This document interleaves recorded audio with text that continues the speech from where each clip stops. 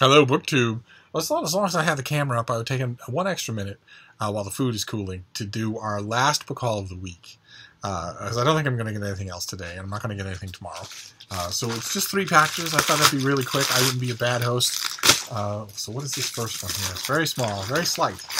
What could it be? Oh, very good. Okay. All right. This comes out in June. I requested this. The Secret Life of Cows by Rosamund Young.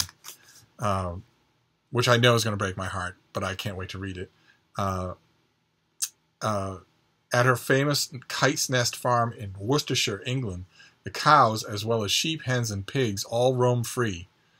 They make their own choices about rearing, grazing, and housing.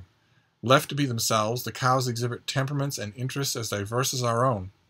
Fat Hat prefers men to women. Chippy Minton refuses to sleep with muddied legs and always reports to the barn for grooming before bed. Jake has a thing for sniffing the carbon monoxide fumes from the Land Rover exhaust pipe, and Jemima greets all humans with an angry shake of the head and is fiercely independent. An organic farmer for decades, Young has an unaffected and homey voice. Her prose brims with genuine devotion to the well-being of animals. Most of us never apprehend the various inner lives that animals possess, least of all those we might eat. But Young has spent countless hours observing how these creatures love, play games, and form lifelong friendships. She imparts hard-won wisdom about both the moral and real-world benefits of organic farming. If preserving the dignity of animals isn't good enough for you, consider how badly factory farming stunts the growth of animals, producing unhealthy and tasteless food. And that's what this book is about. That's her. This is an organic farmer in England.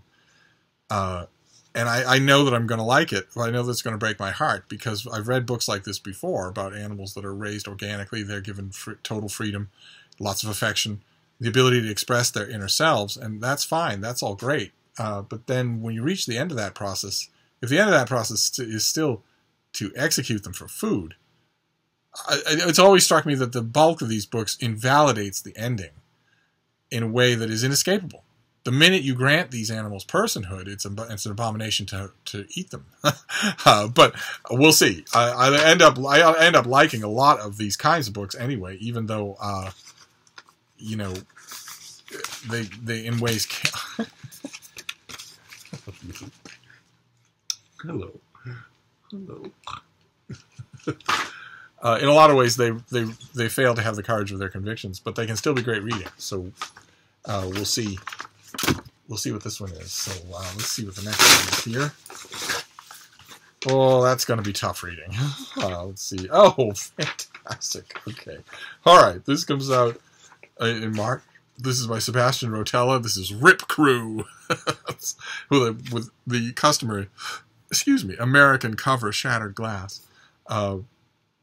I think we saw this already, didn't we, or did we? Maybe I've been going back and forth with this publicist for so long about this book. Maybe I'm imagining it, but it's a thriller. Valentine Pescatori, the dashing ex-U.S. Border Patrol agent, finds himself back on American soil investigating the merciless killing of a group of women in a hotel room. At first, the crime seems to be a straightforward case of gangsters battling for territory. Soon, however, the motive is revealed to be much deeper and more sinister. A single witness who knows too much is being hunted at any cost. Doesn't that sound good? So I'm glad to have that. That's great. And then this is our last one. This is our last book of the week. A package that's almost completely open. What have we got here? Oh, it's another thriller. Oh, very nice. Okay, this comes out in July. I confess, I know it's predictable, but I'm always in an extra mood for thrillers in the summer. And this one looks nice. This is by Christina Alger, and it's The Banker's Wife. Doesn't that look nice? Wow. It's got a blurb on the cover from Nelson DeMille. Very nice. Christina Alger is the author of The Darlings, I read The Darlings, and I really liked it. And This Was Not the Plan. She went to Harvard and NYU Law School and worked as a financial analyst and a corporate attorney before becoming a writer. Wow. Okay, so she had what by anybody's measure would be a successful life already, and then she left that to become a writer. I always like seeing that because it invariably means that you're reading the prose of a true believer. You're reading the prose of someone who did not need to write and felt the urge on the inside. I always find that fascinating. So let's see here. On an early morning in November, a couple boards a private plane bound for Geneva, flying into a storm. Soon after, the plane simply drops off the radar, and its wreckage is later uncovered in the Alps. Among the disappeared is Matthew Lerner, a banker at Swiss United, a powerful offshore bank. His young wife, Annabelle, his young widow, Annabelle, she wasn't on the plane, is left grappling with the secrets he left behind, including an encrypted laptop and a shady client list. Hey, there's one more paragraph of plot summary to go, but before we read it, any takers on whether or not he's still alive? Let's move on. Meanwhile, ambitious society journalist Marina Trudeau has finally landed at the top. Now that she's engaged to Grant Ellis, she will stop writing about powerful families and finally be part of one of them. But after the death of her mentor, she agrees to dig into one more story. While looking into Swiss United, Marina uncovers information that implicates some of the most powerful men in the financial world, including some who are too close to home. The story could also be the answer to Annabelle's heartbreaking search, if Marina chooses to publish it. Wow, so converging plot lines. Interesting. Okay. All right, so the one plot line, a young widow is heartbroken over the loss of her husband in its plane in the Alps. And the other plot line is a young wife whose powerful husband is going to give her entree into the moneyed world she has always yearned to enter.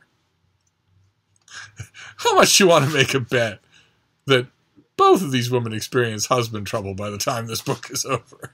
And how much do you want to make a bet that the husband trouble is connected? I can't wait. This is what I love about thrillers like this, is that it's all about the execution. I swear, after page 30, on most of them, you get the distinct impression that the author knows how absurd the plot is themselves. It's all about the execution. And I can't wait. I mean, what was that? What did we read just the other day? I can't quite remember what book it was. A woman who comes home and finds her son's dead body covered in wildflower petals. That sort of thing. It's this can often be great fun. And I think by July, I'm going to want it. So that sounds really good. Okay, so we have the banker's wife and Rip Crew. So two fun, adrenaline-charged thrillers, and that's good because it compensates for The Secret Life of Cows, and which is going to tell the reader something that isn't a secret anyway, which is the secret of The Secret Life of Cows is that it's just like your life. They're funny or cranky if they don't get enough sleep. They're goofy. They're smart. They're introspective. They can suffer. They can dread suffering. The secret life of cows is they're not indifferent from you. They have evolutionary pathways that their entire family history has gone down, and humans have gone down a different pathway. So you can't live on grass, and they can. They can't calculate, the period of a planet, and you can. But that's all. We're talking species differences. That's all. Like the speed of a cheetah or the eyesight of a falcon. And if the cheetahs and falcons were predominant on Earth and controlled everything, and a cheetah told you, well, the reason that I'm growing humans on battery farms and making them drink their own urine until they're 13 and then slaughtering them in an inhumane way in front of their own parents, and the reason why I'm doing that on a massive factory scale every year is because I'm morally justified. A human who had such an audience would say, what on earth could morally justify that? Imagine how frustrating a human would find it if the cheetah responded by saying, well, it's obviously meant to be, or you'd be able to run 70 miles an hour. Since you can't, of course I'm morally justified. But anyway, oh God, I didn't mean a Debbie Downer, because these are mostly fun books. It's just the one that will be touching but not fun, and then 2 thrillers, and that's it. I'm gonna wrap up our mail shenanigans for the week that way, and I'll be back soon. Thank you, BookTube.